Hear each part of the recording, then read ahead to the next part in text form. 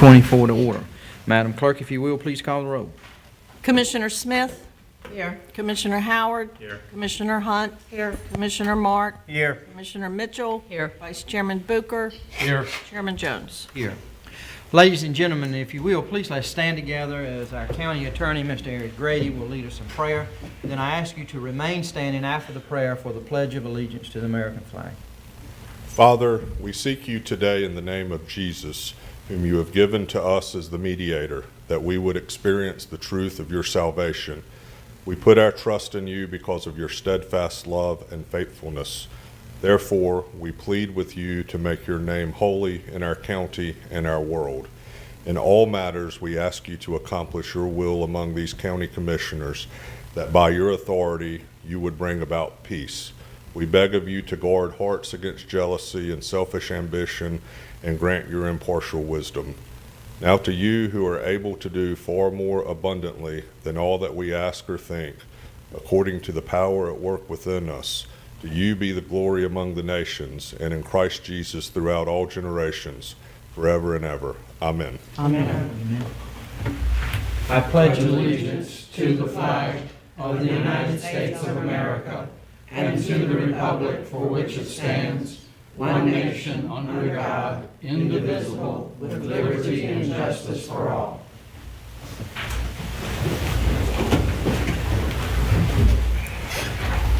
Good morning to everyone, and we welcome you here to the Board of Commissioners meeting, which is your meeting. To those that may be viewing online, we welcome you also. I would ask for those of us that are present in the room, if we would, to make sure our cell phones are on silence. We would appreciate it. Commissioners, you have before you your agenda packets. Are there any items that you desire to remove or add from today's agenda?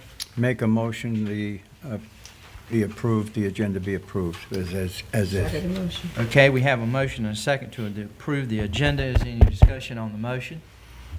Hearing none, all those in favor signify by saying aye. Aye. Opposed? Motion passed. We're honored this morning to have Ms. Wendy Johnson, resident engineer, with us to discuss about the U.S. Highway 70 improvements in James City. We welcome you. Come right up. Good morning. So I hope y'all all had a wonderful Father's Day weekend. I'm so glad to be here this morning to talk about the James City project. Obviously, it's a project that's very important to the department, but to the New Bern area as well. So I understand it might have been just a month or so ago that you had a presentation on the James City project. So some of the information I'm going to talk about this morning may be very similar to what y'all saw then. But please, if y'all want to talk about something specific, I would be more than happy to talk about whatever y'all would like to talk about related to the project. I am talking mainly about James City, and obviously there's other projects in the area. And so this morning we do have, as well as myself, Wendy Johnson, who's the resident engineer. I have Jordan Scott, who is the division construction engineer for this area, so he can hopefully answer any questions y'all might have about other projects.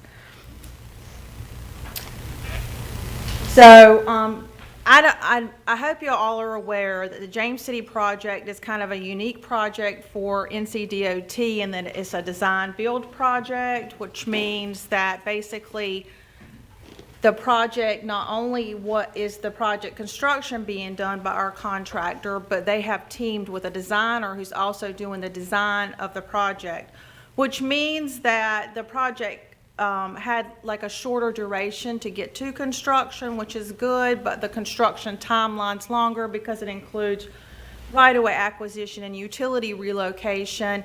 But it allows the contractor to do innovative things and make changes as we're moving along through the project that hopefully ultimately deliver the project in a more expedient manner.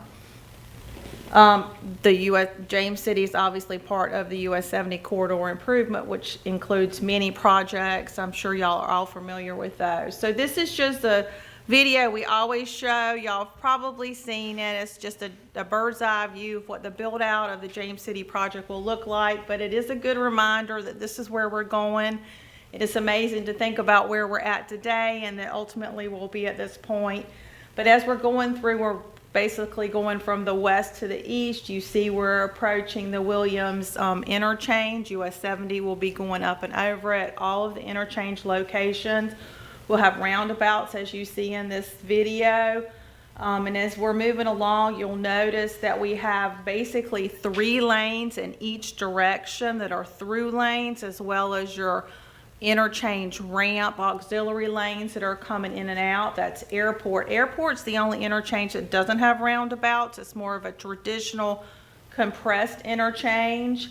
And then we're coming to Grantham. There is one difference for Grantham than what is shown in this video. Is there's actually 4 roundabouts at that location. I'll show you a picture of that in just a minute.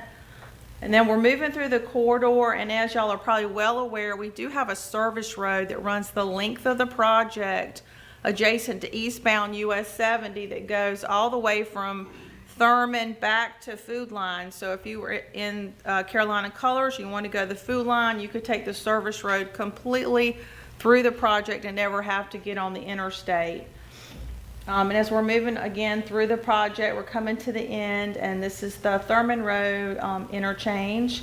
And this is where the next project will pick up, which we're calling the C project. As you move through the C project, you would end up getting to the Havelock Bypass project. So this is just depiction of kind of what the interchanges will look like. There's one difference as far as our red brick is on this center of the roundabout as opposed to the way this looks. And then this is just, if you were, say, on Thurman Road and you were looking towards US 70, this is what you'll see.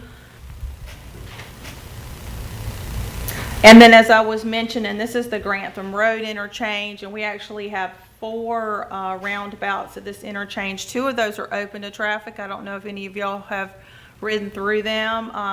In the very beginning, we got a little bit of pushback that there could be some navigation problems with roundabouts, but so far we've had 0 complaints since they've opened, so that's good. The other thing that was not depicted in the video I just showed y'all is the noise wall locations. And basically on the very far western end of the project, we do have noise walls along the historic James City community area.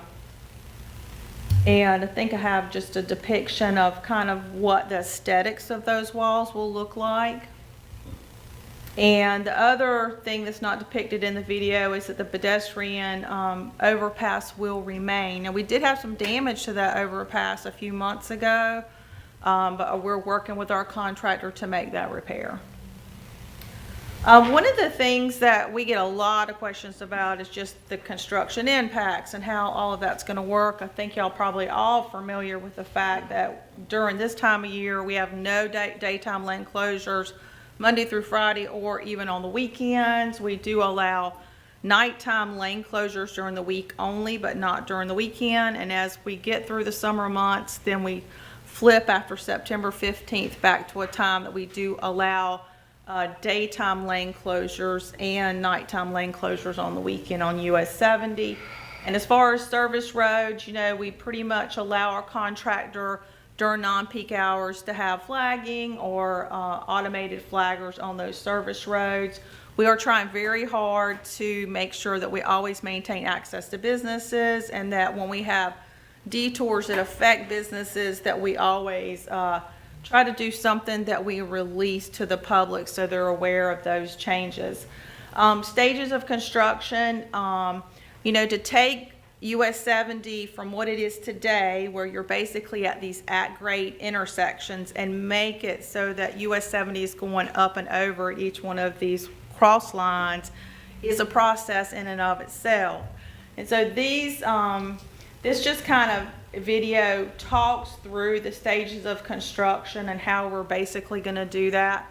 But the general sense is that each one of these interchanges, we are building these new service roads, and one of the things you would have noticed when you looked at the video is that the service roads go out and away from US 70. They're no longer right there at the signalized intersections. And that's all to make room to build our new ramps. And once the new ramps are built, US 70 will be put on the new ramps, still 2 lanes in each direction, so that the traffic is out and away from the middle of US 70 so that we can build those overpasses.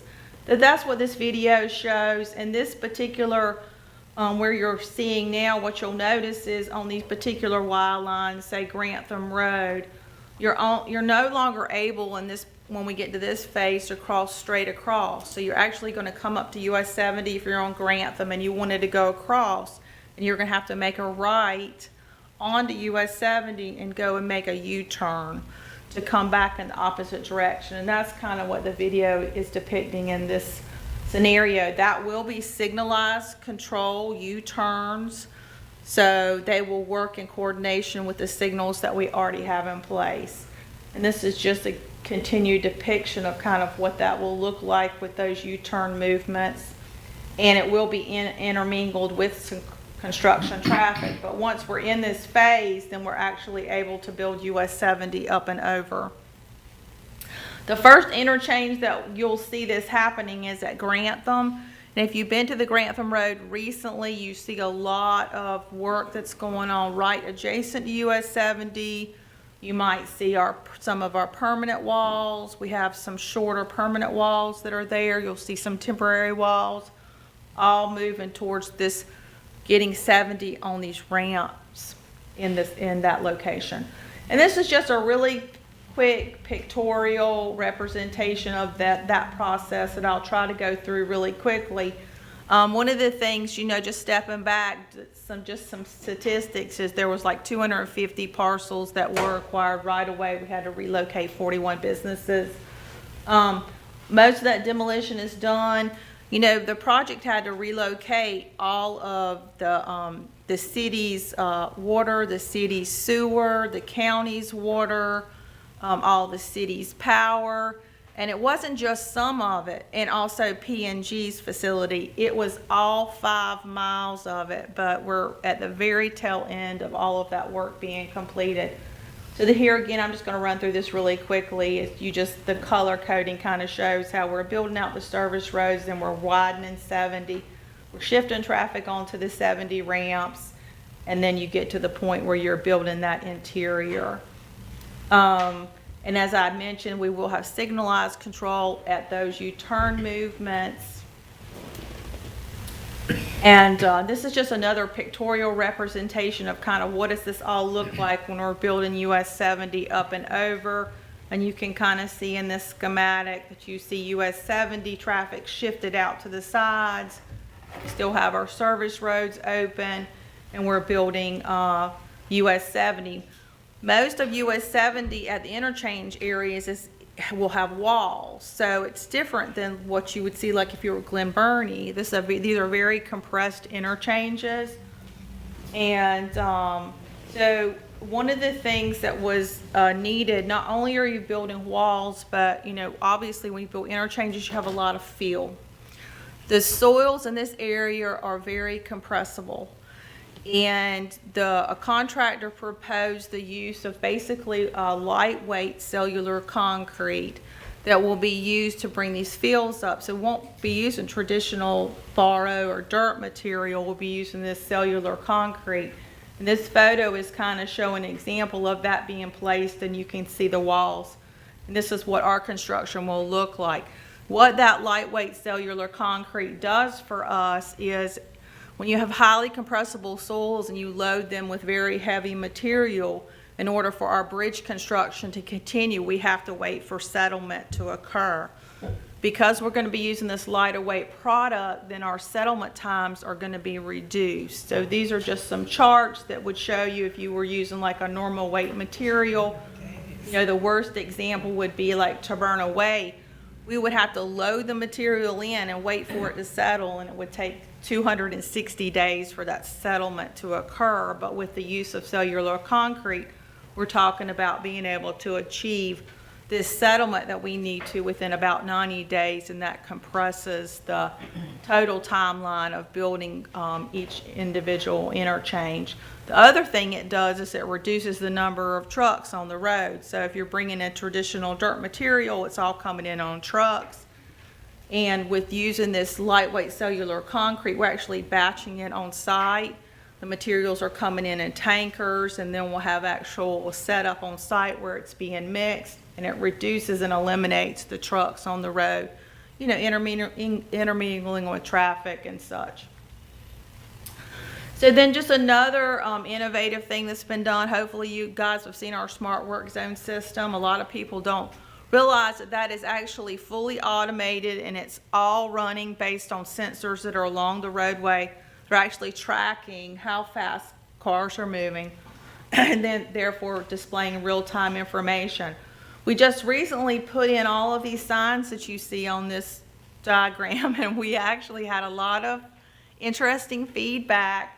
People thought we were telling them you have to go on these alternate routes. They didn't think that was a very smart idea, but it's actually just a suggestion. And the reason we have this suggestion is because as we go through the summer, you guys probably have noticed we're starting to introduce a lot more barrier. That barrier placement's going to continue, or we're going to continue with, we're actually reducing the travel lanes from 12 feet to 11 feet. And we're putting in barrier. In some places we have barrier on both sides. Unfortunately, we have to do that to build the road. But what it means is if there's an incident, it makes it more difficult to clear that incident. So this messaging is really more for worst case scenario, a bad incident that would maybe shut down 70, and we need to look at routing people in other locations. There are also changeable message boards that go with some of these signings that if something really bad were to happen, we would actually start displaying messages to tell people to use the alternate routes. As far as the construction schedule goes, the project's really broken down into 3 pieces for the way the contractor sees it. And Grantham and Airport are kind of the first segment. Williams is the second segment, and Thurman and Taberna are the third segment. Just because of the way the right-of-way acquisition utility relocation has gone, it's really made the contractor really focus more on A and C, but they are now working in B. As far as completion of the project, we are expecting, our contractor is anticipating they will be completed in the middle of 2026. We have done a big public information campaign. I hope y'all all have been part of it, seen it, subscribed to our traffic alerts, but there's information here. If you have not, you can just go Google James City NCDOT, and this window will pop up, and you can subscribe. It says get project updates for traffic alerts, and we do send that information out on a weekly basis about US 70. And whenever we have detours or changes, we do have newsletters. This is just an example of a detour route, like the Food Line Shopping Center. This is one right now where we actually have traffic in a temporary pattern. If you've been there, you notice we opened up a new driveway for them. We are anticipating in about 2 weeks the old entrance and new service road, the first part of it will open, that's shown in red, and we'll be moving on to phase 2 where we're actually building the new service road between Taco Bell and Bojangles. But anyway, so here's our project information. We do have a project number that folks call. We do advertise. We do get messages to that. And like I said, you can subscribe to our website. But that's really it. What questions do y'all have for me? All right, thank you for that presentation. We'll begin with Vice Chair Booker. Good morning, Wendy. Good morning. Thanks again for coming. Yes. I know you guys are busy. 2 things. Number one, I've heard from a citizen about the Taberna Road area looks really bad right now. And can you speak to that?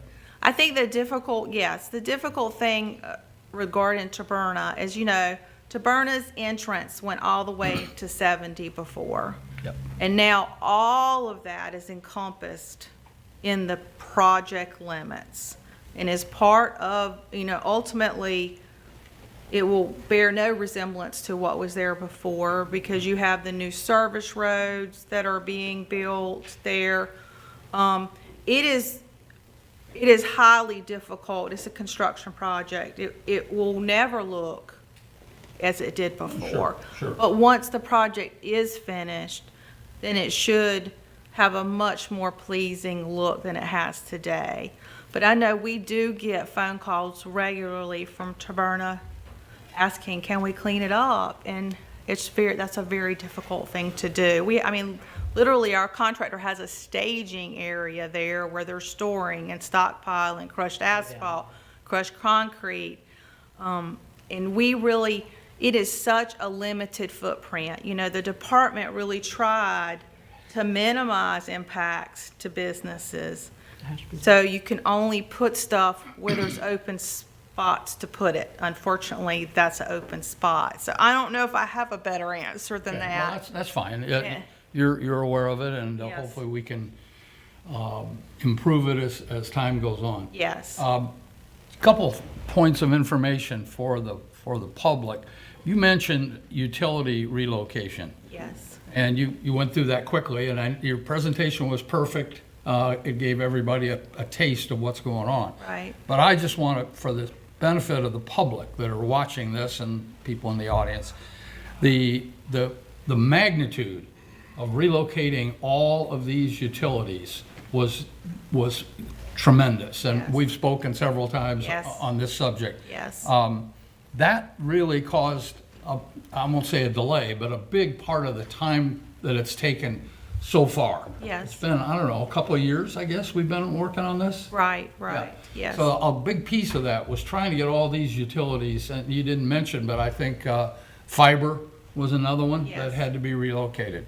So I hope everybody understands that when you do this, you don't just build a road, you've got to do so many things to get prepared. Right. And the utilities was a big part of that.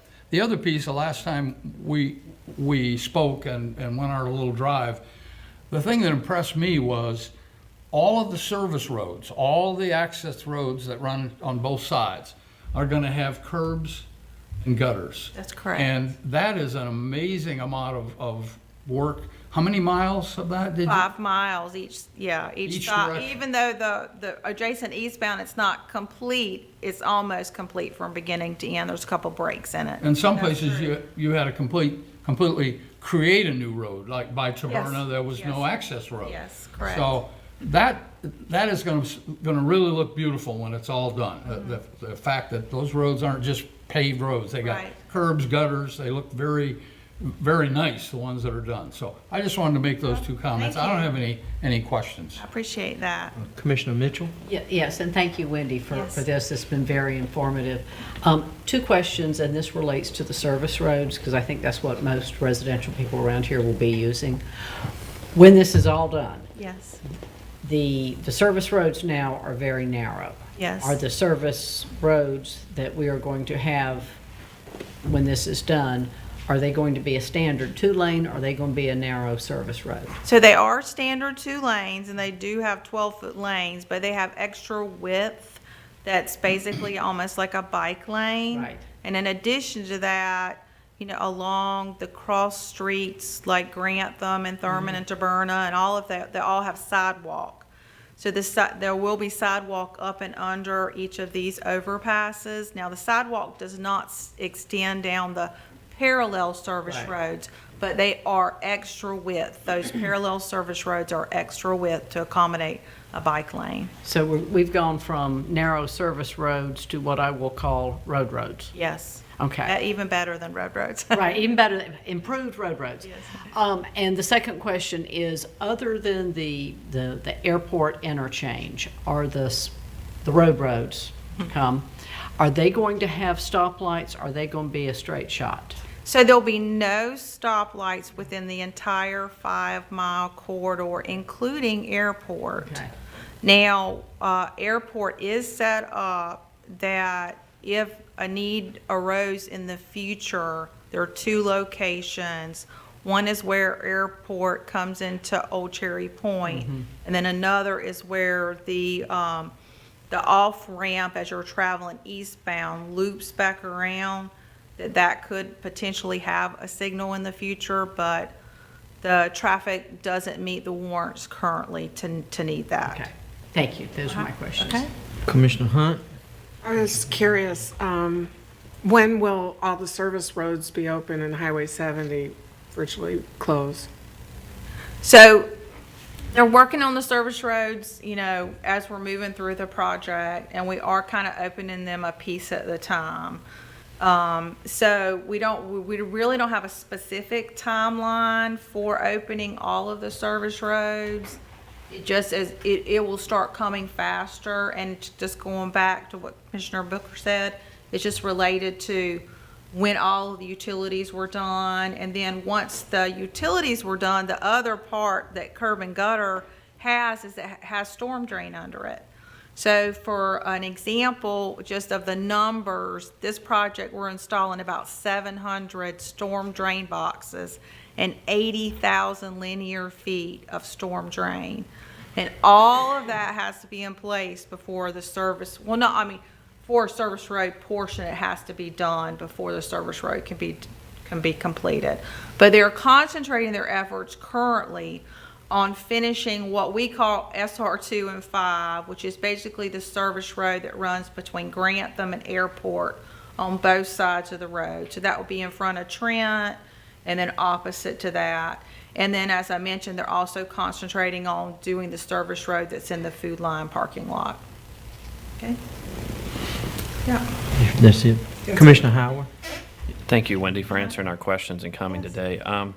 My question goes back to the bike lanes, the extension for the bike lanes. I want to thank you guys for that. That's something a lot of my citizens have been asking for as they try to get out on their bikes. Right now, it's difficult, Right. almost impossible on the service road because it's so narrow. Yes. With the expansion of the roads, will there be any barrier or divots or any indication that it's a bike lane, or will it just be an extra road? No, it's just extra roadway. Okay. But there will be the sidewalks that will make, obviously pedestrians right now cannot use the pedestrian overpass. And we do have a signed pedestrian, which bikes use too, route using the pedestrian signal that is at Williams. But at all the locations, once the project's finished, there'll be, good passage for bikes and pedestrians to get from one side of 70 to the other. Excellent, thank you. Commissioner Smith? Did I hear you say that there'll be additional lanes in the James City area? Did you say it would be like 3 lanes instead of the 2? Yes, ma'am. So basically from the river to just past where Garner is now, there'll be 3 lanes in each direction. And then you'll actually have some additional auxiliary lanes where those ramps are coming in and off. And then it drops back to 2 in each direction after So how that. does that affect going across the river into New Bern and into Baybar? Will those, That area is already wider okay. because you already So- have the split off, if you're So going just into fit New. right into that. Yes, ma'am. Yes, ma'am. Yes, ma'am. Okay. You have anything, Tom? No. All right. One last comment, and that is for, again, a lot of people over the last few years have said, why are we doing this? And I don't know where I got this number, and the sheriff may have a better one, but last I heard, that in I think 2022 or 2021 or 22, we had about 500 accidents between the river and Carolina Colors. And some of those were fatalities.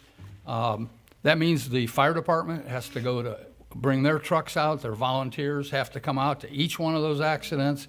Either the sheriff or the highway patrol have to work every one of those accidents. This is going to be a wonderful, wonderful thing to give them a break. Because, and a lot of people, I happen to have a personal acquaintance who was killed at one of those intersections, so about 4 or 5 years ago. So this whole thing is worth it, even though it's a pain in the neck right now for everybody. I know it's going to be inconvenient for the next 2 years at times, but in my opinion, it's really worth it, and we'll be so thankful when it's done. I So, appreciate that. thank you. Staff, you got anything this morning to ask?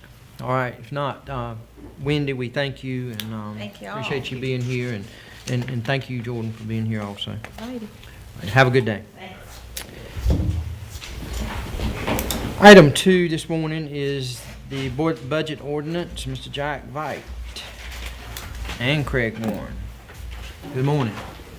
Good morning, Mr. Chairman. Good morning, Commissioners. All the hard work culminates to a few moments with you this morning, and I think Steve's going to pull it up on the screen.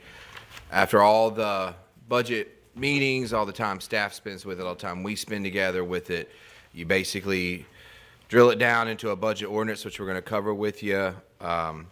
Since the last meeting you had the required public hearing, you heard from the public. No additional meetings since that time. So we're just going to go with where, Steve, I'm on page 2. This is starting in section 1 is the general fund.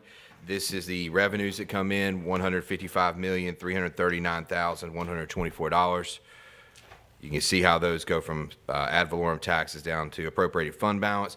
I know we promised you there was no fund balance in there, so I had to check on it this morning. It is actually some carryover money for the voluntary ag district donation and the health WIC program fees. 34,961 is voluntary ag district, 450 is the health WIC program fees. So that's just carrying over into the next year's budget from those. And then we move into the second part, which is the appropriation side. As you can go through, each of these items are what was discussed by the board and decided upon, starting with commissioners and ending on page 3 with transfers to other funds. And you can see the revenues match the appropriations at $155,339,124. Continuing on page 3 in section 2 are your different funds that are not included in the general fund, starting with the seized property fund, part of the sheriff's office and what they're doing. We'll start on page 4 with our fire districts. Each fire district has their own taxing rate. We went through those. We talked about their needs. And as you just walk down page 4, 5, 6, 7, 8, and 9 encompass your fire departments. Continuing on page 9 is the emergency telephone system fund. As we talk about, we get funding from the state, and that's where that funding is assimilated, and then it goes out and funds our 911 center across the street. You got your occupancy tax trust fund on page 10, your representative payee fund, part of the social services department, there on page 10. 11 is your opioid settlement fund, school debt service fund, and then moving on to page 12 is your capital reserve fund, $4,213,500 appropriated out of that fund. School capital fund, you can see that there is one category 1 school project over $100,000. It's the HVAC control upgrade at Vanceboro Farm Life Elementary at $110,000. So that's why that's showing up here, not in the general fund, because you pull those out and deal with them separately here. Page 13 is the water fund at the top. Talked a lot about that. Mr. Dale's in the back there, $4.806 million there. And then you have your Northwest Craven Water and Sewer Fund. That's just some carryover from the way we used to do it. Self-insurance fund on page 14. That's how the county provides our health and dental program. As you can see there, what we've got. Also on page 14 is the levy of taxes. Just for the record, to make sure I get it here, the tax rate is 0.4448, or the same rate you set last year. No tax increase in this budget. And I should have said earlier, there was no tax increase in any fire department budget either as we go through. You can see the estimated valuation. Steve, you keep it up with me there of each, excuse me, go back. You see the estimated valuations of each of the fire departments in the far right column. Page 15 is the charge to the budget administration, which is I serve as your budget officer. And these are the things we've done traditionally to allow the budget to be implemented and managed throughout the year. And while this document may feel a little heavier this year, it's because if you go past page 15, you're also incorporating and setting the Craven County schedule of fees. We've decided to do this each year and incorporate the budget ordinance, so those fees are set at this time. Of course, there was probably be changes as you move through the year with different agencies that we work with. But just to point out, the only significant fee increase in here this year is your solid waste recycling fee going from $60 to $72, and your new schedule of fees for your new stormwater program, which was mandated from the state that we had to start. We will start July 1st. And I'm going to go back to page 15. Copies of the ordinance will be with myself, Mr. Craig behind me, with Leslie. And if you so feel the need to adopt it, this is the point unless there's questions where we can help you with. This will be the point where we're at. Okay, commissioners, you have any questions? I move that we adopt the program. Second. We have a motion and a second to adopt the fiscal year 2024-2025 budget ordinance and fee schedule. Is there any discussion on the motion? Hearing no discussion on the motion, I just want to say on behalf of the board, again, we want to thank you, Jack, Craig, the whole team, for your countless hours that you put in, all the department heads, many of you who sit in here, for working with us. It was the goal of this Board of Commissioners not to raise taxes, straight across. Hard decisions as we started talking about looking at fire departments and the needs that they have and needs in county government as a whole. But I think everybody that we've seen reflect in recent weeks as we've met, the cost of living is attacking all of us, and we're all feeling it. And, you know, we're to a point, definitely we've got some essential needs in county government, not to take away from making sure that we serve our citizens to the best and that we can adequately. But we've all got to tighten our belts a little bit, and that's what this budget was about. And y'all presented that budget that we asked for. We thank you for that. And I know we always say once you finish with one budget, you start on the next. So, but maybe you'll have a few days here of of rest before you have to start looking at the next fiscal year. Here, no further discussion from the Board of Commissioners. Madam Clerk, if you will, please call the roll. Commissioner Smith? Yes. Commissioner Howard? Yes. Commissioner Hunt? Yes. Commissioner Mark? Yes. Commissioner Mitchell? Yes. Vice Chairman Booker? Yes. Chairman Jones? Yes, motion passed.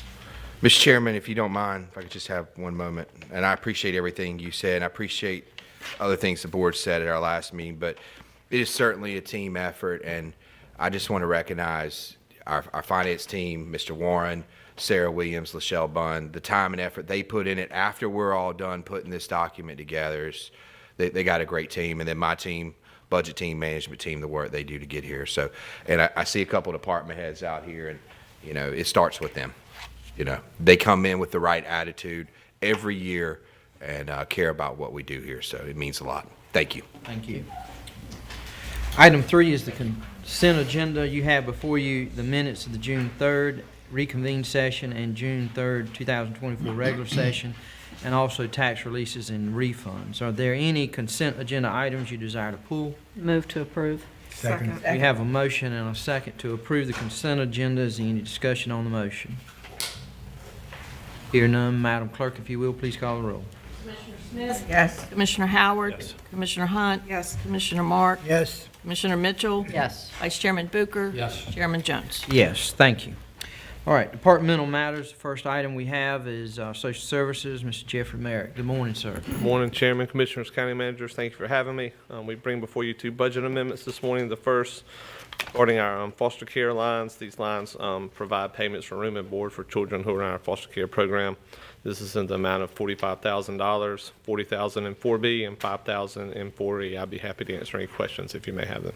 All right, any questions for Mr. Merritt?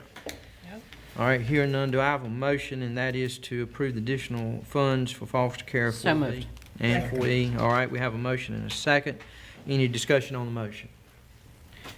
Hearing none, Madam Clerk, if you will, please call the roll. Commissioner Smith? Yes. Commissioner Howard? Yes. Commissioner Hunt? Yes. Commissioner Mark? Yes. Commissioner Mitchell? Yes. Vice Chairman Booker? Yes. Chairman Jones? Yes, all right, and B? And our second budget amendment is to amend the budget for our representative payee fund in the amount of $65,000. These are funds that we manage for individuals whom we have legal custody, control over those funds. And what it is that we have to utilize those funds for their needs and well-being. And as we stated in our packet, that this had to be a special revenue fund to run through the budget. So we're just making sure that our budget matches what we have in our fund to spend. All right, any questions? So moved. All right, we have a motion. Do I have a second? Second. All right. Have a motion and a second. That is to approve the budget amendment in the amount of $65,000. Any further discussion on the motion? Hearing none, Madam Clerk, if you will, please call the roll. Commissioner Smith? Yes. Commissioner Howard? Yes. Commissioner Hunt? Yes. Commissioner Mark? Yes. Commissioner Mitchell? Yes. Vice Chairman Booker? Yes. Chairman Jones? Yes. Thank you, Jeff. Thank you. Have a good day. You too. All right, item 5 is Sheriff Hughes, our food service year-end budget amendment. Good evening, sir. Sir, good morning, Chairman, Commissioners. Thank you for allowing me to come before you today. Got one item. It is our food service in the jail. Over the past year, we've had an excessive increase in our inmate population throughout the year, which obviously we've got to feed them. And with the increased prices of food as well, which we're all experiencing, I'm here today to request a budget amendment in the amount of $79,500 to cover overages of the cost of our food service for the inmates. All right, any questions? Make a motion to approve. Second. All right, we have a motion and a second to approve the budget amendment in the amount of $79,500. Any further discussion on the motion? Hearing none, Madam Clerk, if you will, please call the roll. Commissioner Smith? Yes. Commissioner Howard? Yes. Commissioner Hunt? Yes. Commissioner Mark? Yes. Commissioner Mitchell? Yes. Vice Chairman Booker? Yes. Chairman Jones? Yes. Sheriff Hughes, you have anything to share with us this morning? I do. I just want to echo what you said about the budget and the hard work that Jack's team put on it. It was a very smooth, transparent process with my office and his staff, and I want to thank them for that, each of you. And thank y'all for looking after our greatest assets, and that's our county employees who do a phenomenal job every day. So I want to thank each of you for that. Thank you, sir. Have a good day. All right, item 6 is solid waste, a budget amendment for the convenience centers. Mr. Astor, good morning. Good morning, Board. Thank you for having me this morning. I want to continue the theme as what it seems across the board is the solid waste department has experienced an increase in utilization at our 7 convenience centers. Last fiscal year, we were averaging 330 dumpster pulls per month. This fiscal year, we're averaging 338, which has resulted in a budget shortage in the following expenditure lines. Convenience center hauling, demolition tipping fees, and vegetation tipping fees. With 2 months left to be billed by the contractor, the Solid Waste Department is requesting the Craven County Board of Commissioners to approve a budget amendment in the amount of $75,000 in order to cover the cost of operations for the final 2 months of this fiscal year. All right, any questions? Make a motion to approve. All right, we have a motion and a second. Is there any discussion on the motion, and that is to approve the budget amendment in the amount of $75,000? Hearing no further discussion, Madam Clerk, if you will, please call the roll. Commissioner Smith? Yes. Commissioner Howard? Yes. Commissioner Hunt? Yes. Commissioner Mark? Yes. Commissioner Mitchell? Yes. Vice Chairman Booker? Yes. Chairman Jones? Yes. Thank you, Stephen. Thank you, Board. Have a good day. All right, item 7 is the Water Department, revisions to Craven County's water system, and we have Mr. Booth and Mr. Grady. Good morning, sir. Good morning, Commissioners. Hope everybody's well this morning. We're here to present and introduce you all to a updated and revised water system ordinance. Steve, we've got a PowerPoint that I would like to give you a very broad overview of what we've done. We do have it before you for your information, but we also request that you consider setting a public hearing at the July 1 meeting so we can move forward with the adoption thereafter. Next slide, if you would, Steve. I don't know where the clicker might be. Harry, I put it in the little cubbyhole there. My apologies. Now you're assuming I know how to use it, so. Dang. I guess I don't know how to use it. Okay. Our goals in updating the ordinance were generally to update and modernize the water system ordinance. When you look at our ordinance, the vast majority of it deals with sewer out at the industrial park, private package plants, just a lot of sewer provisions. And of course, Craven County is no longer in the sewer business, so all of that needs to go away and can be deleted. The other primary goal was to add provisions to match our current operations. We've got technical provisions on cross connections and backflow, Then we have administrative issues on rates and ownership. Over the years, it's not been uncommon to get a call from Dale and his team. This is the situation, this is what we need to do. And my question is, what does our ordinance say? And frequently the answer is, well, our ordinance doesn't really address this. And so we're trying to bring the ordinance up to match what Dale and his team do day in and day out. This is probably one of the most important takeaways for the commissioners and our citizens. We should see no changes in service from the water department or in the routine operations of the water department. The day before adoption and the day after the adoption, our customers, it should be a non-event. And I think that's important. Frequently, when we do adopt an ordinance, we're changing the way the county interacts with citizens in a very meaningful way. This is one of the exceptions. It's more internal and more administrative. Removal of provisions, as I alluded to, we've got non-public community water systems, sewer service, just county-wide, but also specifically for the industrial park. And I think it's good that our ordinance, if adopted, is going from 43 to 24 pages, so it'll be a little more user-friendly.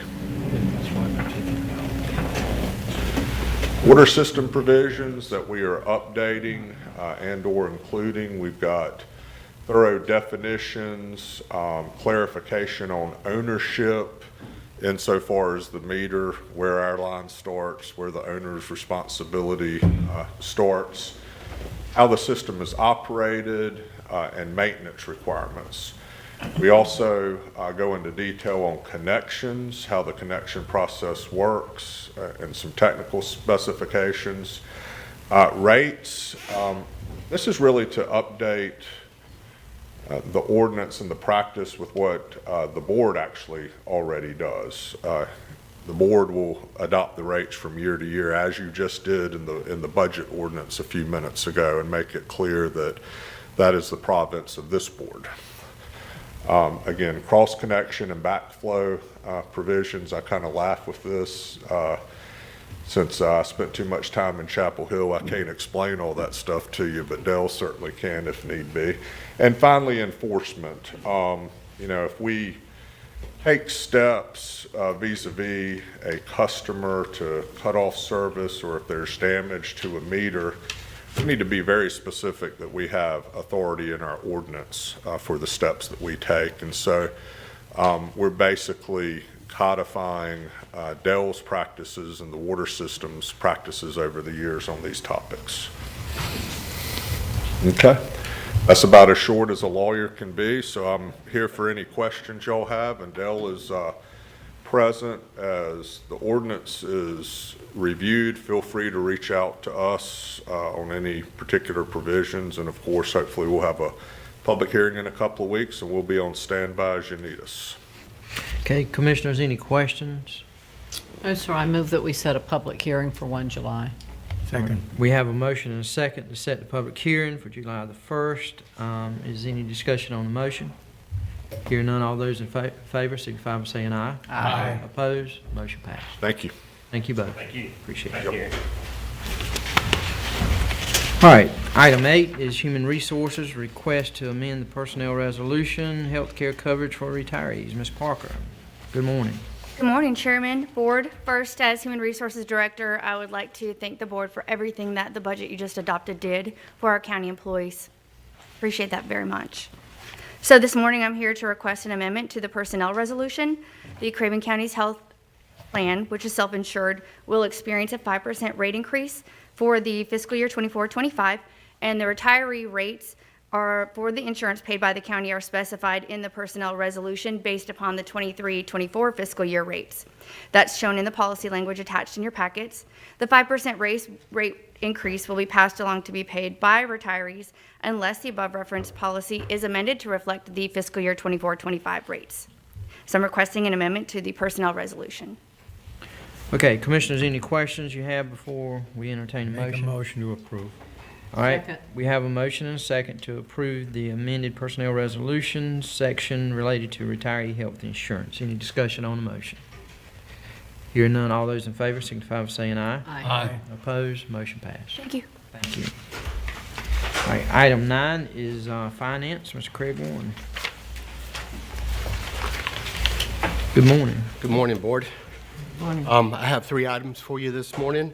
The first one is late listing penalties budget amendment. Our late listing penalties that we received year to date have exceeded the $135,000 that we originally budgeted for this fiscal year.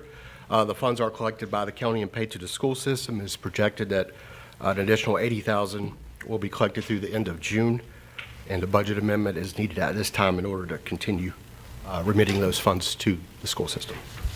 All right, Commissioners, any questions? All right, do I have a motion? I have a motion, Commissioner Mark. Do I have a second? Second. Motion and second to approve the budget amendment in the amount of $80,000. This is for the late listings. Any further discussion on the motion? I have a question. Yes, ma'am. These monies are given to the school system in addition to their budget, is that right? So they get additional $80,000. That's correct. It's in addition to the current operating and the capital Thank you. request today. Basically, what this budget amendment does is over the anticipated amount, meaning there's been more late listing penalties collected, so this is actually an overage to what they thought they were going to get. Yeah, we budgeted 135. We're going to probably end up somewhere in the 200 range, so over budget, we need a little bit more to continue to pay them out. So it's a good budget amendment. Does statute specify where they can spend these dollars at, or just anything towards education? I believe it's general. Yeah, General. Yep. I'm not aware of any restrictions, but I can look. Got you. Well, it's fine. I just didn't know. All right, any further questions? All right, hearing none, Madam Clerk, if you will, please call the roll. Commissioner Smith, Yes. Commissioner Howard, Yes. Commissioner Hunt, Yes. Commissioner Mark, Yes. Commissioner Mitchell, Yes. Vice Chairman Booker, Yes. Chairman Jones. Yes. All right, and B? Another good BA or a budget amendment before you is for our rescue squads. So our ambulance service fees that we billed and collected by the county on behalf of the following rescue squads are anticipated to exceed our original budget projections. Overall, total trips were up 9.8% in the current fiscal year over last year. What this has done is it's estimated to bring in an additional $237,000 in order to continue remitting funds to the squads through the end of the fiscal year. The projected increases by each squad are $17,000 for Cove City, $85,000 for Bridgeton, $90,000 for Township 7, $20,000 for New Bern Craven, and $25,000 for Vanceboro. All right, any questions? All right, hearing none, do I have a motion that we approve? So moved. Second. Motion is second to approve the budget amendment of $237,000 for the rescue squads. Any further discussion on the motion? Hearing none, Madam Clerk, please call the roll. Commissioner Smith, Yes. Commissioner Howard, Yes. Commissioner Hunt, Yes. Commissioner Mark, Yes. Commissioner Mitchell, Yes. Vice Chairman Booker, Yes. Chairman Jones. Yes. All right, and C? Okay, thank you. The final item has been a long time coming. This is the closing of the Convention Center Recovery Project, and I'm very happy to present this to you this morning. The project began in September 2018 after the center sustained significant damages from Hurricane Florence, and basically consisted of 3 phases. We did a putback repair, a renovation and improvements project, and we did some mitigation work over there. As reflected in your project ordinance, in your agendas, the final budget for this project was $13,350,987. Of that amount, $12,765,188 were spent, actual expenses. So coming in under budget by approximately $585,799. These leftover funds are reflected in your project ordinance as a transfer back to the general fund. The project's revenues comprised of a $10 million loan for the renovations and improvements. We also budgeted $500,000 from our occupancy tax trust fund, and the remaining from our general fund in an amount of $2,688,044. Additional revenues were also realized during the period of the project. We collected $55,909 in interest earnings, as well as recovered $107,034 in our contractors' sales tax refunds. So all the expenditures and revenues for this project have been recorded, and we are now ready to close it. The attached budget amendment and adjusting the final budget to the actuals within the project fund is also needed. Staff recommends closing the project ordinance and approving the budget amendment. So moved. All right, we have a motion and a second. Any further discussion on the motion? Mr. Chairman, may I comment? Just would tell you, you're coming in at $585,000 under budget. Gene and his team did an excellent job. I know you've all been there many times since this has been complete. It is a fabulous facility. We continue to get very positive feedback from our clients on the structure. I just always like to point out there is a phase 4 that we held on until the hotel room situation is at a point where we think we can expand again, and that would be your exhibition space going from the building toward Front Street along that sort of sidewalk area. So just for the record.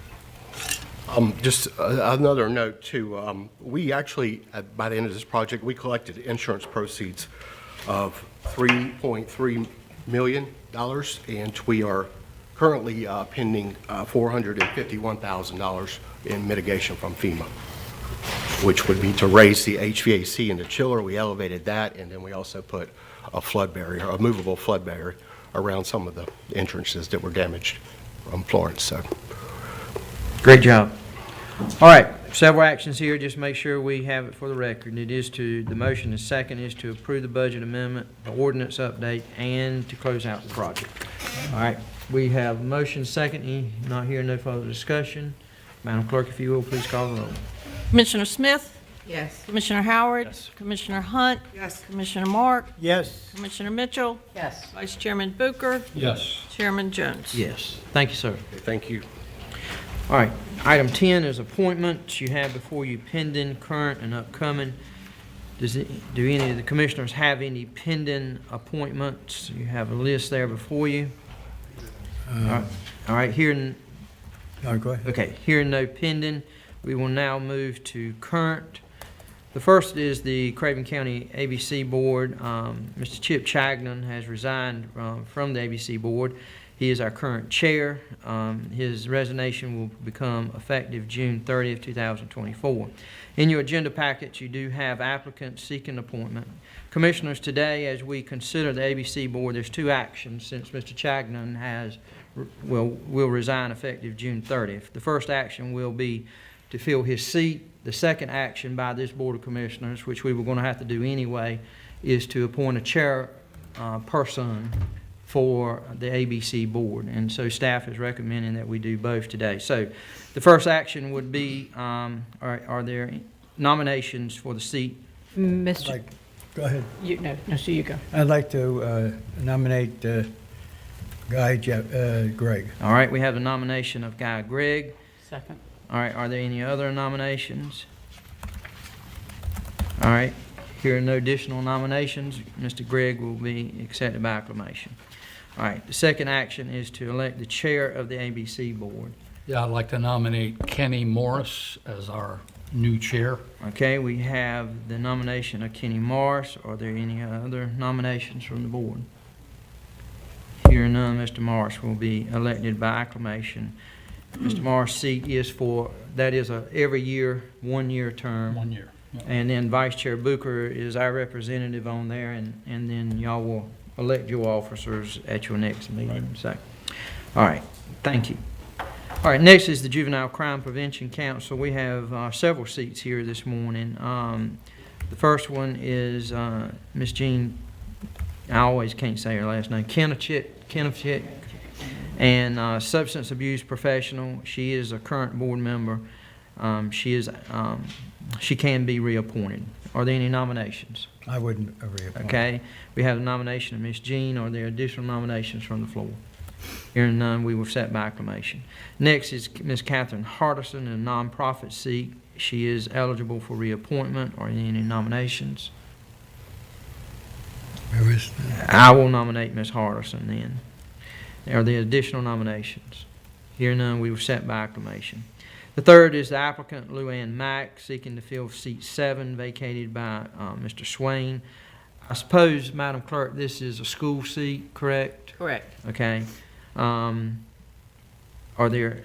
What's the desire of the board? Nominate Luann. All right, we have a nomination of Ms. Mack. Are there additional nominations? Hearing none, we've set by acclamation. Next, you have the applicant of Angela Wilson seeking to fill the student seat. You have documentation in your agenda packets. What's the desire of the board? I would approve it. All right, we have the nomination of Ms. Wilson. Are there additional nominations? Hearing none, we've set by acclamation. And next is the applicant Lauren Tucker seeking to fill the Trillium seat held by Susan Hall. And you have that documentation in your agenda packets also. I nominate Ms. Tucker. All right, we have a nomination of Ms. Tucker. Are there additional nominations? Hearing none, we will set by acclamation. All right, next is the Recreation Advisory Committee. Mr. Russell Caton seeks reappointment. I would, Commissioners, ask that Mr. Caton be reappointed as he represents the rural part of the county on there. Are there additional nominations?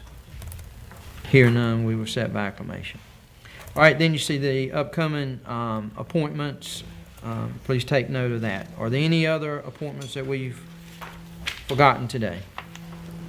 All right, hearing none, thank you. We will go to item 11, would be the county attorney's report. Mr. Grady.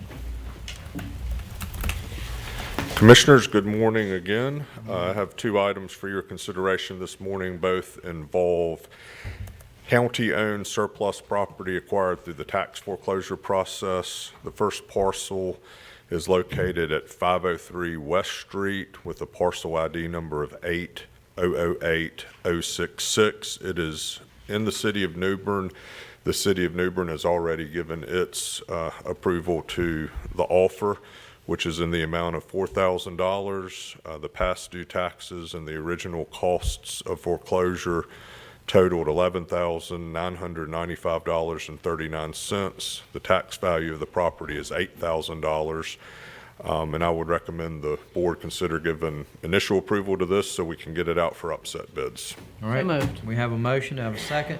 Second. I have a motion and a second to adopt the resolution for parcel number 8-008-066. Is there any further discussion on the motion? Hearing none, all those in favor signify by saying aye. Aye. Opposed? Motion passed. The second parcel is located at 509 Darst Avenue with a parcel ID number of 8-008-050. This is also in the city of New Bern, and the city has given its initial approval to this offer, which is in the amount of $2,400. The original past due taxes and the cost of foreclosure were $10,547.98. The tax value of the property is $4,800, and with the other one, I would suggest the board consider giving initial approval so we can get it out for upset bids. All right, what's the desire of the board? So moved. We have a motion and a second from Commissioner Smith, made a second. That is to adopt the resolution for parcel number 8-008-050. Is there any further discussion on the motion? All right, hearing none, all those in favor signify by saying aye. Aye. Opposed? Motion passed. Thank you. That concludes my report. Thank you, sir. Item 12 is the county manager's report. Mr. Vite. Good morning. Mr. Chairman, Commissioners, back again. I'm gonna hide the clicker. Couple things just before we get into, I actually have a scheduled agenda item here today, but myself, Shane, and 2 commissioners, Commissioner Howard, Commissioner Hunt, went to Raleigh last week for County Assembly Day. Had a great visit, got to see all our legislators, great feedback. It is a bit of slow go in Raleigh right now, is what we heard. There's some negotiations still ongoing about the budget. You know, hard to say when all that's gonna sort itself out. We brought many projects we've discussed amongst this board. We do have to have the understanding and balance that it is the short session, so there's not a lot of sometimes movement the way we may want it, but some things that we can get on the table and try to get considered if there is a budget.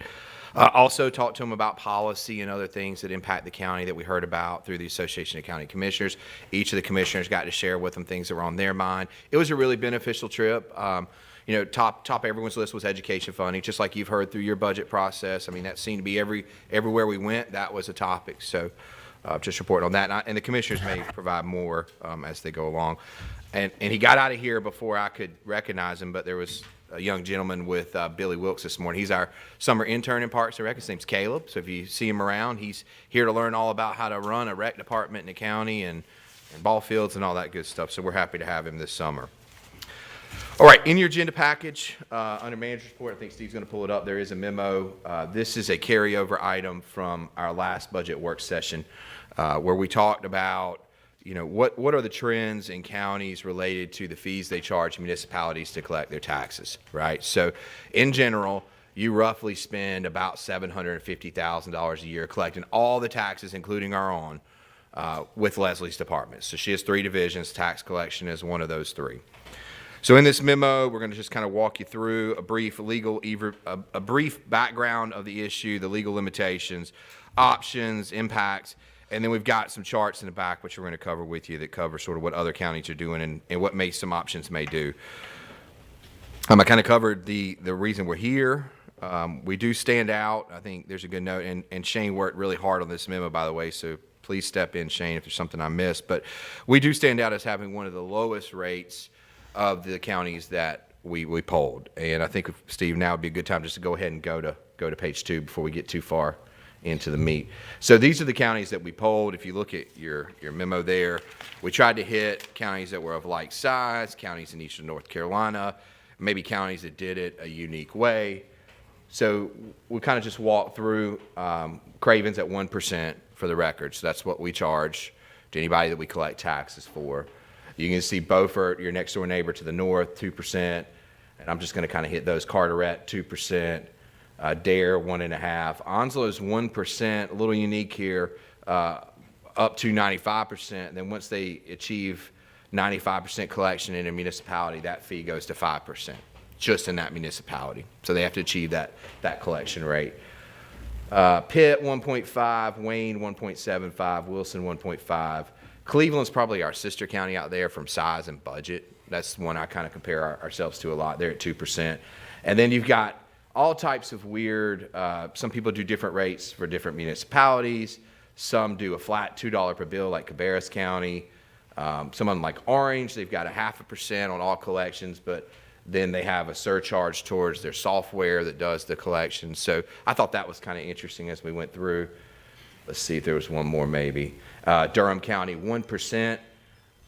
Total, but then it's 1/6 of the amount collected above 97 goes to that same technology fee, so it helps pay for the cost there. All right, so that's what's out there. That's what we looked at. The legal limitations and authority for the county under General Statute 168-461, it enables any unit of local government to contract with any other unit of local government to execute an undertaking, including interlocal agreements for tax collection. They're of a reasonable duration, not to exceed 99 years.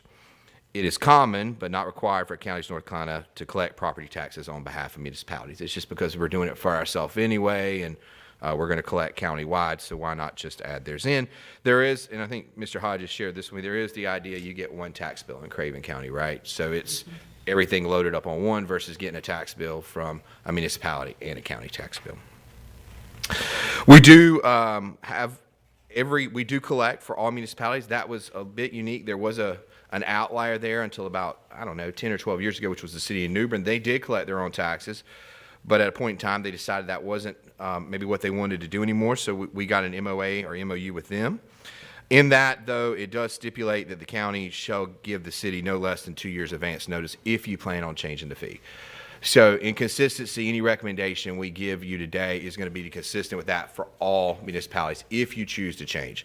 So we wouldn't recommend staggering somebody next year and then New Bern in 2 years. We just don't think that's fair. So the options there, if you look at the bottom, I'm still kind of here with that yellow. We're going to work toward the yellow.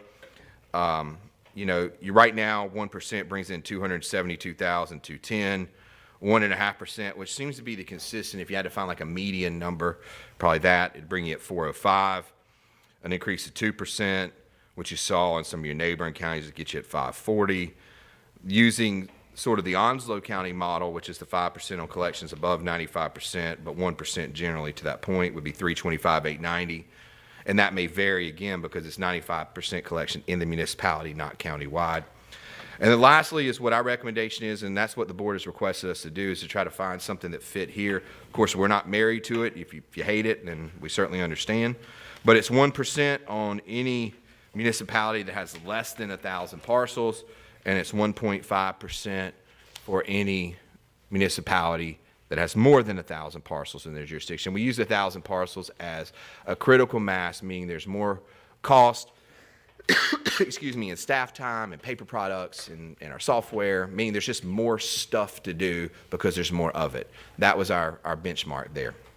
If you go on to the second chart, it's attachment B. We can show you how it affects the different municipalities in the county, and it's based on inherently their valuation. We use 2024, and it excludes registered motor vehicles. That's what RMV stands for. You got your tax rate that's levied by each of the municipalities. Then the actual, what's the levy is what they collect off that if there was 100% collection. So you can see as you go down, proportionate valuation to the total, proportionate levy to the total, and then you see what each municipality is paying the county or what we're keeping on that 1% as we collect. And then the last column is the new fee model and how that changes. So just for reference, as you look down, the first three do not change, but when we get to Havelock, the first one that does, currently paying $68,617. Under the new model, it'd be $102,926. And the same would be for Newbern, $171,592 now. Under the new model, $257,388. And then the subtle change in Riverbend, subtle change in Trent Woods, and then Vanceburg would remain the same because they are all of your municipalities that aren't above 1,000 are significantly below 1,000. I think Vanceburg may be the largest at roughly 525 parcels, I believe. And then if you go to attachment C, that shows with you, that's what I was looking for. That shows you the number of parcels in each municipality, and then their proportionate, their portion of that total. Jack, I have a question. When it says non-exempt parcels, that's non-taxable property for, like? Those are taxable properties. So non-exempt would be the ones that are excluded from taxes. Non-exempt, they pay taxes. Okay, define something that is exempt. Church. Okay, got it. That's This what I building. thought, but I Yep. wanted to clarify. Yes, ma'am. This building, church. Yep. Hospital. Yep. Big one. Schools. Okay. Yes. And I got Leslie here if you have tax questions. Shane, Jean, myself, we're all available to help you work through this. All right, Commissioner Smith. I hope I'm not out of order, but when I talked with Mr. Mike earlier about that when I came in Friday to share other information. But my question to him was why we were doing this and if there was a need. Because when I looked at that, some municipalities I thought could do this with ease and others could not. So my thought is, if it's not a need, if it's not something that we have to do, we should leave it as it is. I don't think we should make a change if we don't have to. And cause some folks some stress that, at this time there's a lot of calls of people having to pay additional taxes already. So just sharing my thoughts with you. And my thoughts were along those lines as well. If we're not having to raise taxes in order to cover this, to cover our costs, why would we inadvertently, in a roundabout way, do that to the municipalities? Exactly. My question is, Jack, are we currently in the red when it comes to, are we losing money by collecting taxes in these municipalities, or? That's a hard one to say. It depends on, it's a delinquency rate problem. So the more delinquent you have, the more work the tax collection office does. The more severe the delinquency, the more work your county attorney and your tax office and myself and my team do. It's year by year. It's hard to say. You could have a really great year where the economy's good and we're doing just normal level work, or you could have a really bad year and we're swamped and you know? But right now, I would say, you know, it's not one of those you can really do a cost analysis. Are we covering costs with what we collect? Because you're collecting a bunch of money. Yeah. Right? But if you look here, I gave you the 272, 210. Yeah. And you're spending roughly 750,000 approximately. And you're collecting your own taxes in there too, which is a big deal. I mean, we have the most parcels. We hit everybody, all 60,000, right? Yeah. So we are, and if looking at it that way though, we're close. Yeah. It's close. Yeah. Leslie. Morning, Board. I just want to give you a little background of what the current tax department is running under. We have a staff of 5 in our tax collection division. We have just crossed over 60,000 parcels. In fact, 60,009 parcels. So Craven County is only going to get bigger. It's going to only be more. Okay. This is preparation. This is a minimum of a 2-year notice to municipalities. This is not going to happen this next year. Okay. So I have a tax collection manager, I have a specialist, and then I have 3 deputy tax collection clerks. And they oversee, in fact, this past year, about 56 million. Okay. And typically, and I'll tell you how we are ranking so far, you know that you have to pay your taxes by January 5th in order to not accrue interest. And we were right at 89 to 90%. So between January 6th and today, we have collected $5,518,000 just in that window. Now, what you don't see that goes on behind the scenes is I have my 5, but then I have Emily Mason in my personal property division who is cross-trained to stay at the payment window to collect. I will be cross-training as well, Caitlin Weatherington. She will be the second one to take collections at the window. And then I will possibly very well be training a third. So I have 2 folks from my personal property who come over to assist the 5 in the tax collection division, and especially the last week in December and the first week in January. Now, so I already have 1, and this upcoming season I will have an additional 2 more, up to 2 more. And we've talked about this, hit on this just a little bit more. Well, one other point to that, you have to remember too, in personal property, that first week in January, now remember, taxpayers have until January 5th to pay without interest. That first week in January is when all of my personal property owners are required to begin listing their property each and every year. And in fact, we have just over 21,000 personal property owners. That first week in January is the absolute busiest week in my department. And then when we take about 2 people from my personal property to come over and collect, and then I'm looking at a third one. What is also going on for 7 days, 7 working days, is I coordinate with the Sheriff's Department to have an SRO come over and make sure everything is going well and safely. So you have to, I want to give you this background of what is currently going on. It's not just the collection of 5 tax collection members. We're pulling in our other resources. That's what it is today. Okay, this is try to prepare for that growth because we're only going to get bigger. We're only going to have more taxpayers. And so we're just presenting this now to give you preparation, okay? I hope, and if you have any questions for me, feel free. Commissioner Mitchell. I have a comment, and I think the county manager might want to expound on this. We have a lot of debate during budget season over what county government should do for municipal governments. We are providing a service to municipal governments. Now, the fact that we can do it more efficiently, I think it's sort of a moot point. We are providing a service to municipal governments that we don't have to. Right. It is saving them money and has been for quite a long time. I don't have an issue with charging them for it. I think it's fair. And if we get the amount of growth that we are looking for, that 5-person tax department is not going to be a 5-person tax department. It's going to continue to increase. This is a 2-year heads up, okay? Who knows what's going to happen in terms of next 10 years, but with the amount of building and construction, I know that tax department is going to increase, and employees are expensive. So I'm absolutely for this. Mr. Chairman, I would have to agree with Commissioner, that in this particular case, we're being very fair to the municipalities that don't have the money. However, we do have some big municipalities there that they run after us for all kinds of money.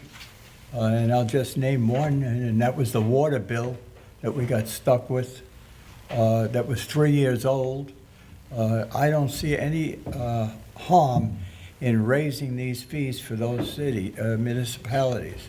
I think that in order for us to operate as a county, there's an awful lot of work that goes into this by staff, by the finance department, and I think that at this point, we should go ahead and raise these fees. Vice Chair Booker? Yeah, I want to just concur with the last two commissioners. I agree with them. I think we need to understand that this rate that we're at goes way, way back, and a lot of cost has gone into this department since this rate was established at 1% or whatever. Right. And I think about the latest, Jack, correct me if I'm wrong, a whole new software system has been installed at great cost to make sure that we can collect these taxes efficiently and that everything is done accurately. So it's an employee cost, it's a software cost, it's a cost to keep the lights on. Everything that we're doing is costing more. And I would say that if these cities, there's only, I think, 5 that are impacted. Am I correct on that? There are 4. 4. Those 4 can choose to collect their taxes themselves if they don't want to pay this additional small fee increase. So I feel strongly that this is in order, and I will be voting yes on this. Okay, any additional, Commissioner Smith? I'm asking the question probably. But as we grow, as we get larger, these municipalities increase, won't that be an increase in taxes for us? We'll have more funds. Am I not understanding? Well, as the rate grows and the levy grows, if you're collecting a percentage of the levy, you would inherently keep more money. Right. So if the levy was to go the other way, so taxes were to decrease, then you would get less money. Right. So there's some variables in here, and I will tell you, I should have pointed this out. If you look at attachment B, that's the existing tax rate as of right now. I can tell you 1, 2, 3, 4, 5 of those are going to change July 1st. Maybe more. That's the 5 I know about. One of them significant tax increase in there. So it's your opinion we're increasing taxes to these municipalities? No, well, I can't get in the hypotheticals with you on that, but inherently this is you're taking another 0.5% of what they're already collecting, right? For your cost in collecting the taxes. So it's coming out of what we're already collecting, which I understand, but. It's coming out of their portion. So, yes, so we're not increasing taxes per se, but they could respond by increasing their own taxes. That's the hypothetical situation, which would be unique to some of them. But that's not our responsibility. We don't set the tax rate for them. All right, any additional questions? All right, what's the desire of the board? I just did have a comment. Yeah, I'm sorry. I mean, and as you guys know, I was against this because I felt like we were targeting New Bern. But the way the staff has set this up, I feel like there's no target here. It's just, it makes sense for rural areas versus larger areas. So I think that I do, and if you're norming a fee to local, to match areas around you, you're not just raising it, you're norming something that's going to match other fees. And we are a growing county, and the tax department's going to need more staff, so someone's got to pay for that. So it's going to be only county, people that live in the county paying for it, or we're going to share that burden with the municipalities, right, with an additional fee, and that's up. So you've managed to change my opinion just by the way you've done this, which I don't feel like is targeted to any particular municipality. Yeah, to your point, Commissioner Howard, I mean, this is the only reference guide we have, is what other folks do.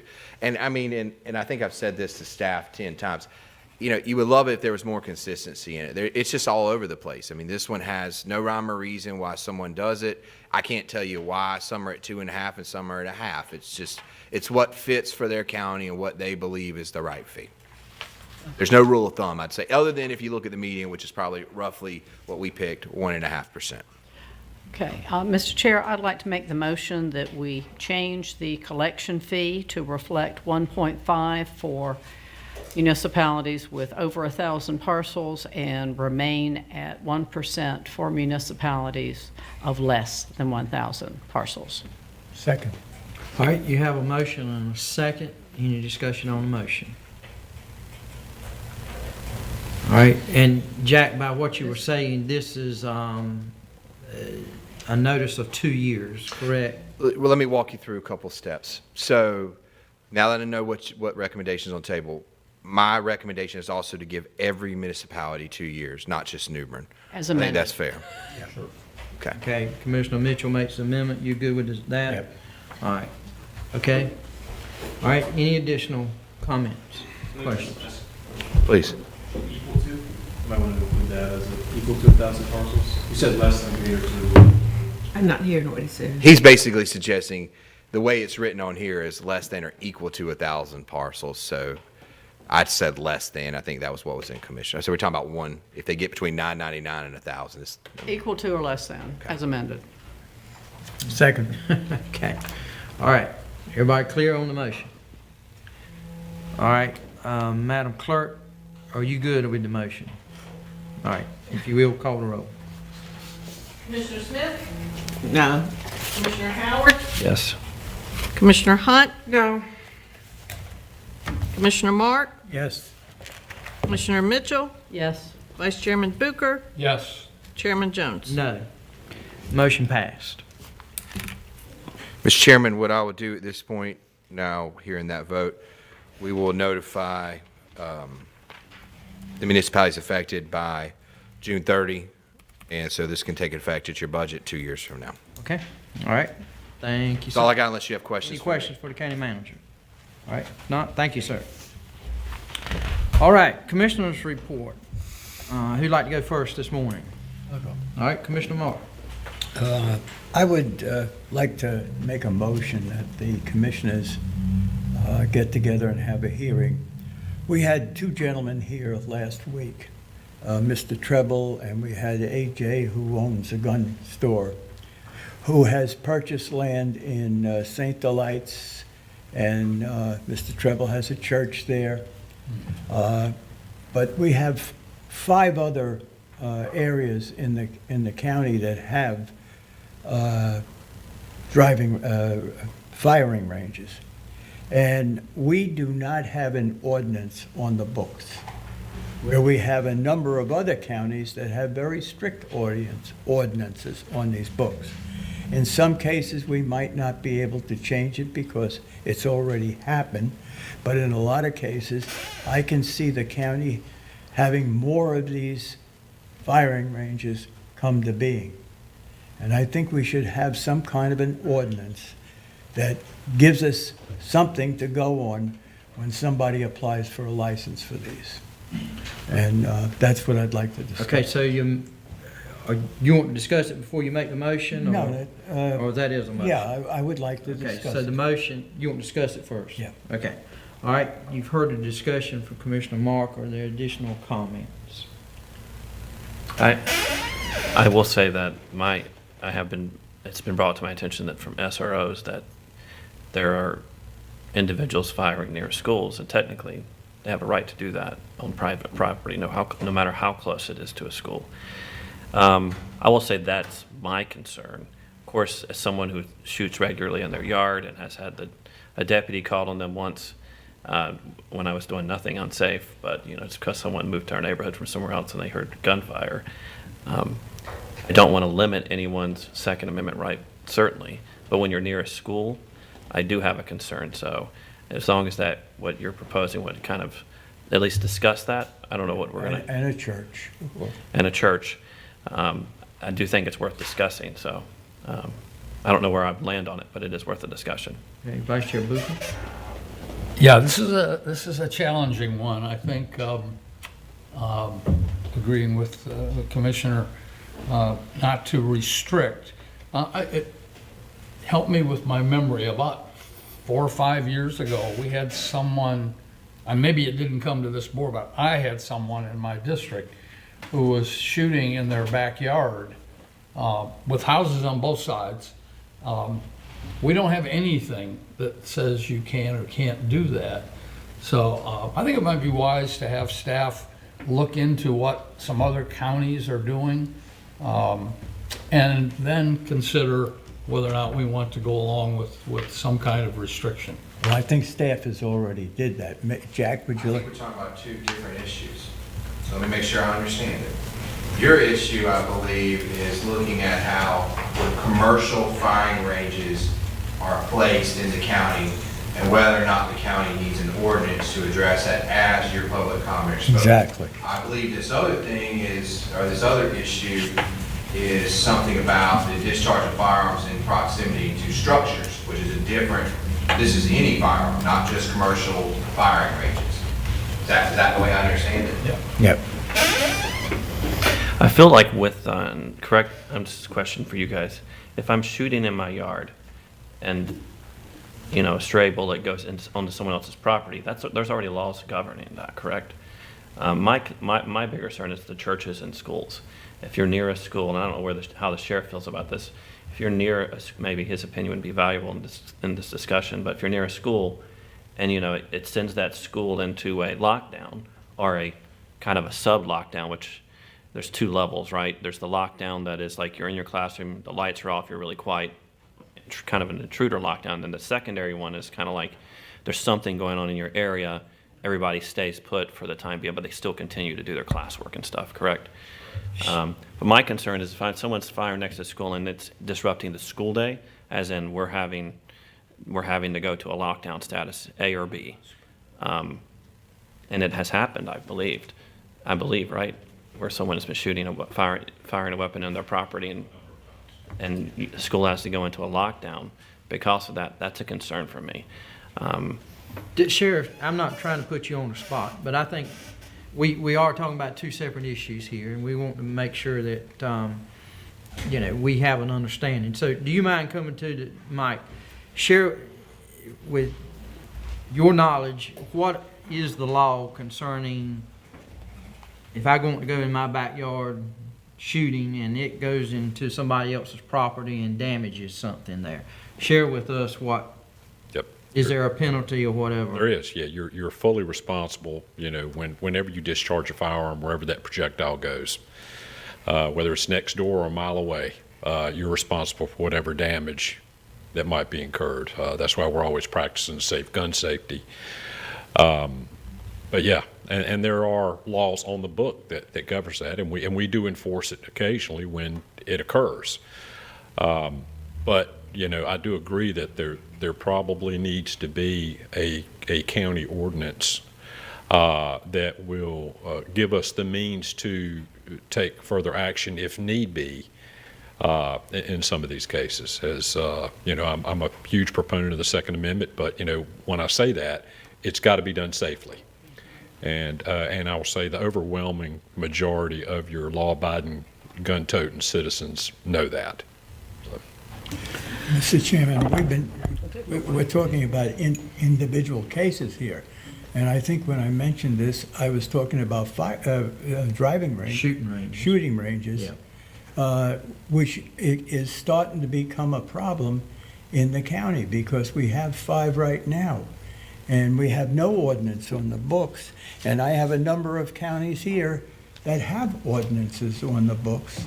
And I think that's why I feel we should have some kind of an ordinance when somebody wants to set up a driving range. Now, we probably are not going to go back and stop some of these driving ranges that have been in existence, but certainly any new ones, and it looks like we are developing new ones all the time. And I think that we should have some kind of an ordinance so that when a person applies for something like this, that we have something there that we can substantially talk to them about.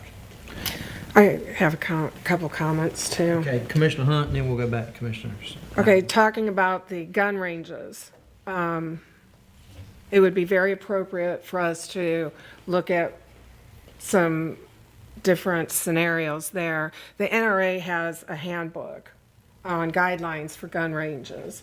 I think it would be smart and safe for us to look at those and see what those recommendations are and see if there's anything that we need to do there. To Commissioner Howard's point, with all these new developments popping up all over Craven County, in my district as well, in the south of the base, I think it's prudent, as these homes are closer and closer and these streets are more and more narrow, for safety reasons, to review our ordinances. I'm not saying that we need to change anything, but we do need to look at them so that the sheriff and his people can keep everyone safe. Sheriff, I'm not trying to keep you in the spotlight here. I mean, sir. And I will get back to other commissioners. I just don't want us to get off focus here on what today, commissioners, exactly what, been brought before us. You have the right to research anything, ask staff you want to. What was brought to us was about shooting ranges. I mean, Commissioner Mark has received numerous calls about it. It's in his district. It goes into some of my district in that some of the same people that are live in his district, they got family lives in mine, they've been contacting me also. So there is a great concern about, having nothing on the books about these shooting ranges and where they could go. So that's one issue. We as a Board of Commissioners, all of us here, I don't think there's nobody on here that wants to, and it's already been said, to restrict any citizen's ability to use a firearm properly. I mean, I support the Second Amendment 100%. And, I think we'll get run out of this county if we ever start to have that discussion. So I want to make sure that for folks that are listening to us talk right now, that's not our desire. I want us to take a step back just a minute, because perception may be that we're trying to do something very restrictive, and that's not our desire here. And it may be even against the law to some extent. But taking two issues, let's take one issue at a time. Sheriff, you agree to some extent that it will be helpful for your office if we had some type of ordinance in place as far as shooting ranges. I think, one, if you all choose to put an ordinance in place, our concern as part of the executive branch of government, the enforcement arm, is that it is something that is going to be enforceable if needed, because we're the ones that have to take it to court. So one, is it enforceable is going to be our main concern. And, the public safety interest in it, whether it's how these things are constructed, buffers. So there would probably need to be a lot of thought that goes into it, as you would with any ordinance, in regards to how they're constructed, where they're placed.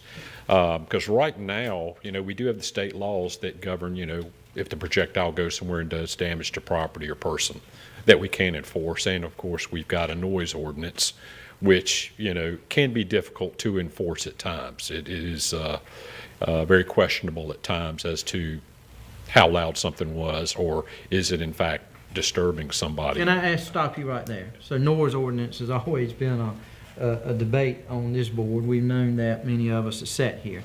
Is there anything that could be done that you feel like that would put more meat into making the noise ordinance more enforceable, or do you think it's about as good as it can get at the present time? I would like to be able to come back on that once I research it a little more. I know at times our deputies, when they've been called, and obviously usually the first and second time when we're called, we try to use warning and education, before we take any enforcement action. The overwhelming majority of the time, that works.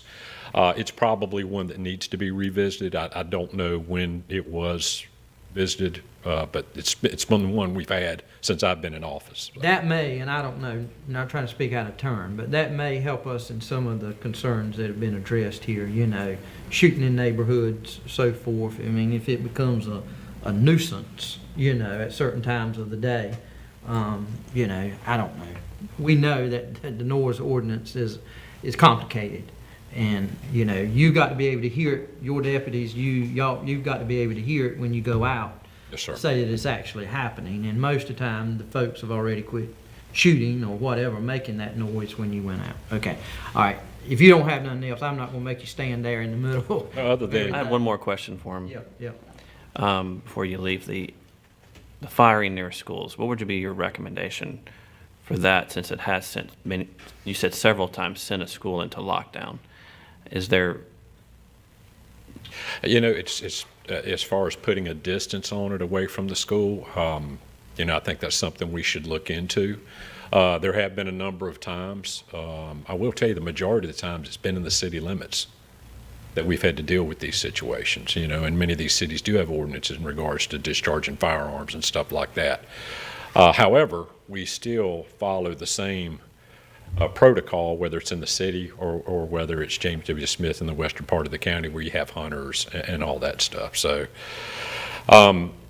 you know, I would say maybe during this process, look at, you know, the distance from a church, a place where you're going to have a massing of citizens, that sort of thing. And one, you know, I would think maybe a lot of pushing out a lot of public information about, you know, gun safety and gun, you know, that sort of thing. So, but once again, you know, the overwhelming majority of the folks in this county are very good about this. You know, so we don't have a lot of problems, but, you know, with these ranges popping up, the potential is there. So to get in front of it is probably a good thing. and my second question was for staff. When a range comes into, someone's creating a gun range, they have to go through planning. I feel like I was told that Chad worked really closely with this last one with recommendations and distances and barriers and stuff like that. Is that correct, Chad? That's correct. So before that gun range was set up, you put a lot of energy to make sure it was safe? And all of those are voluntary methods that we recommended to the gun range owner. So with the recommendations, if they don't take them up, they can still continue with the range, but this owner was doing what you asked them to do, or no? It was amenable, but like I said, it's not Forcible. Okay, is that, you good? All right, Commissioner Smith. My thinking is this. I don't know that we can stop the increase, but we can control with requirements of what they should look like and be like. I think that the operator should have in writing to us the range, the size, the distance that they're going to be shooting. They should have the height of the walls or barriers, all this information that makes it clear to us that they are safe before they can operate these ranges. I don't think that we need to try to stop the number of people, but we need to control how these ranges are used and the qualification of the range. So I think that it's you kept mentioning the church and the school, but to me, it's just as important if it's just my house, it's just as important for my house to be safe as it is for the church to be safe. So I think that we need to make sure that these ranges are safe, not just for churches or schools. They need to be safe for everybody, all the neighbors living around. And I think that it's not taking away gun freedom. Well, most of us have one, our family members have one or two, but we need to be safe in how we use them. That should be a requirement. You can't shoot a fire. And I don't think we should step back. I think we need to step forward with enforcing these, making sure that we have the ordinances and making sure that we enforce them. And the citizens have a right to be safe. Okay, thank you. Commissioner Morrow. I think I would like to change my motion and make my motion that we ask staff to prepare some type of ordinance for the commissioners to look at and go over, and either at a closed session or work session, that we take care of this. Second. Can I just get a friendly amendment, or maybe more than one choice? If they research it, give us multiple choices. Well, I think we could ask for additions if we get the amendment. If you have something that you don't like, you can ask if that can be Let's put get a in. starting point. Yep. Okay, we have a motion and a second. Can I clarify? Yeah. This is important, what we do. Yeah. So what I think I hear is the board would like for staff to prepare a draft shooting range ordinance for the board to review and determine whether you want to move forward, which if you did, you would have to have a public hearing because it is an ordinance change. Correct. So is there a time you'd like to have that back? I think the sooner we do it, the better. So you'd like to have a draft ordinance in a couple weeks? Yes. July 1st, second meeting in July? Yeah, sounds good. Yeah, let's do second meeting in July. I mean, July 15th? yeah. Okay. All right, is that okay with your motion? That's fine. Okay. Commissioner Mitchell, you second it. You Yes, sir. okay with that? Yes, sir. All right, everybody, as far as our board understands the motion. Any discussion on the motion? My only comment is to make sure that this is well I think you got 3 issues on the table right now, but this one's one I'm gonna come to yours second. Because it's a whole different platform that I like to go on that side. First one, shooting range. But this is specific to a Because it's commercial cer- shooting that's range, right. the activities of that, which is more land use ordinance than what I think we're talking about on the other. My comment was about that, though. Can we make sure this is well publicized to all parties involved, so we have plenty of public input on this? Well, Can we look at it first?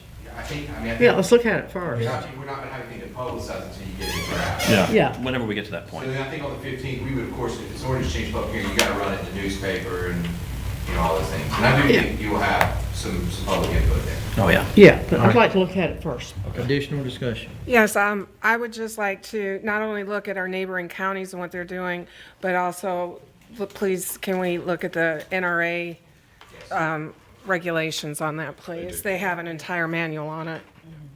NRA does have a good on best practices and stuff like that, so. We already got it. We don't need to spend a lot of time if something's already in place. Well, and I think if I'm not mistaken, someone presented a Jones County ordinance and maybe another one at your last meeting.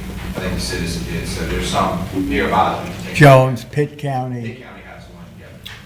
All right, if you read, Will, Jack, you got the motion there before you. Read it as you interpret it, make sure everybody's good. So the motion by Commissioner Mark would be for staff to present a draft ordinance on commercial shooting range operations at the July 15th Commissioner meeting for review by the board. Correct. Okay, Commissioners, everybody in agreement, or hearing the motion? We're gonna vote on it. All right, any further discussion? The only comment I'll make, and I just want to reiterate what you just said, neighboring counties have ordinances in place. Yes, sir. I mean, you know, we do not.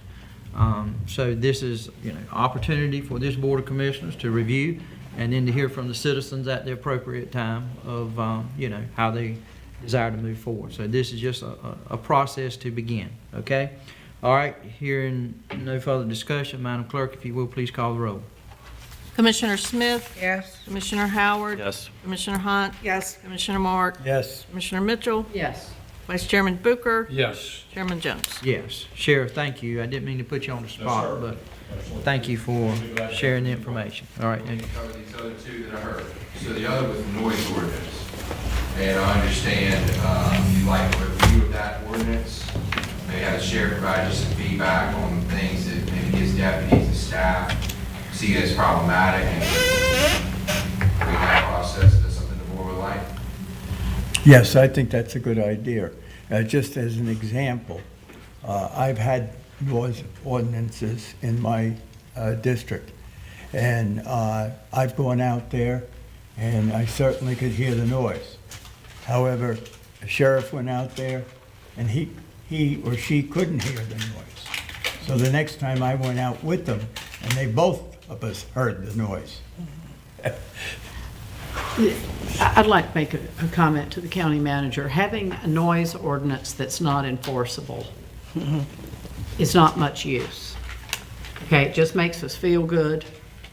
Okay, but once a citizen figures out that it's not enforceable, if they're violating it by irresponsible behavior, they're not going to pay any attention to us. So when we look at the noise ordinance, I'd like to recommend that we put a heavy focus on, is this enforceable? And not spend too much time on something that frankly is not. And it's not just our time and staff time, it's also law enforcement time.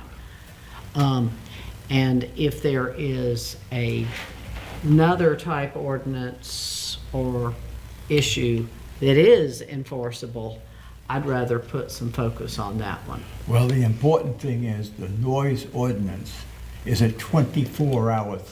Yeah, yes, sir, I hear that, but I've had them in my area in the past, and we all talked about it, but at the end of the day, there was nothing we could do, because it has to be someplace where it's measured.